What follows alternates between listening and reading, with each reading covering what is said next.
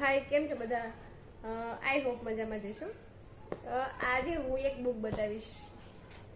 જે આ બુક છે ને, એ મારી પ્રેગ્નન્સી હતી ને, સાનિકા મારા પેટમાં હતી ત્યારે હું આ બુક લખતી હતી એમ. તો એમાં મેં શું લખ્યું છે ને એ બતાવું એમ. લખતી હતી અને હા એમ ડેઈલી હું છે ને રીડ બી કરતી હતી એમ.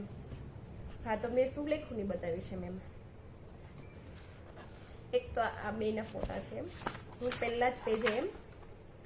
પહેલા પેજે અમારે બેના ફોટા રાખતી હતી એમ. ડેઈલી ફોટો જોવાનો એમ, મીન્સ કે ફોટો બતાવવાનો બી એમ, પેટ સામે રાખીને એમ. પછી આ એક પેરેગ્રાફ છે એમ, મસ્ત ગુજરાતીમાં છે. આ પેરેગ્રાફ હું એમ વાંચીને બતાવીશ એમ નેક્સ્ટ વિડીયોમાં. પછી ફેમિલી મેમ્બર, ઇંગ્લિશમાં અને ગુજરાતીમાં બેમાં એમ.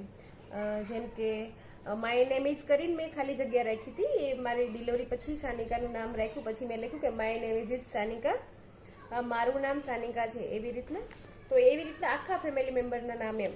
હા, કે my father name is, my mother name is, પછી મારા પપ્પાનું નામ, મારા મમ્મી નામ, એવી રીતના એમ. ગુજરાતી ઇંગ્લિશમાં બે એમ. પછી માય વિલેજ નેમ ઇઝ, પછી એનું બી એમ ગુજરાતીમાં કે મારા ગામનું નામ આ છે, વગેરે વગેરે એમ. એવું બી આમ આખું પેરેગ્રાફ મીન્સ કે આખું લખેલું એમ. માય વિલેજ નેમથી માંડીને માય કન્ટ્રી નેમ, ટૂંકમાં બધું એમ, વિલેજથી માંડીને કન્ટ્રી સુધી એમ. પછી ઇન્ડિયામાં 28 સ્ટેટ આવેલા છે એમ. ભારતમાં 28 રાજ્યો આવેલા છે. તો એમ 28 રાજ્યોના નામ છે. ધારો કે રાજ્ય, સ્ટેટ અને રાજધાની, હા એટલું લખેલું છે એમ. હા, પછી ગુજરાતમાં 33 ડિસ્ટ્રિક્ટ આવેલા છે, એટલે કે ગુજરાતમાં 33 જિલ્લાઓ આવેલા છે. તો 33 જિલ્લાના નામ લખ્યા છે ગુજરાતીમાં બી અને ઇંગ્લિશમાં બી એમ.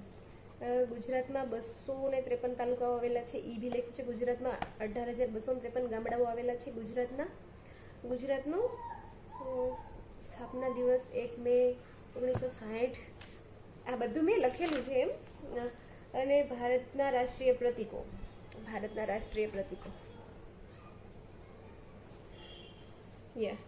શ્રીમદ ભગવદ્ ગીતાના 1 થી 18 અધ્યાય, શ્રીમદ ભગવદ્ ગીતાના 1 થી 18 અધ્યાયના નામ લખ્યા છે એમ. ભગવદ્ ગીતા તો હું વાંચતી જ હતી, પણ મેં 1 થી 18 અધ્યાયના નામ બી લખ્યા છે એમ.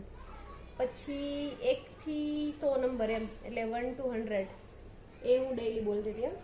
પછી ટોટલ ખંડ, એટલે કે દુનિયામાં ટોટલ 7 ખંડ આવેલા છે, વર્લ્ડમાં 7 ખંડ આવેલા છે, એના નામ લખ્યા છે એમ ઇંગ્લિશમાં. અને ગુજરાતીમાં એની સામે લખ્યું છે, ધારો કે એશિયા, તો એશિયા ખંડમાં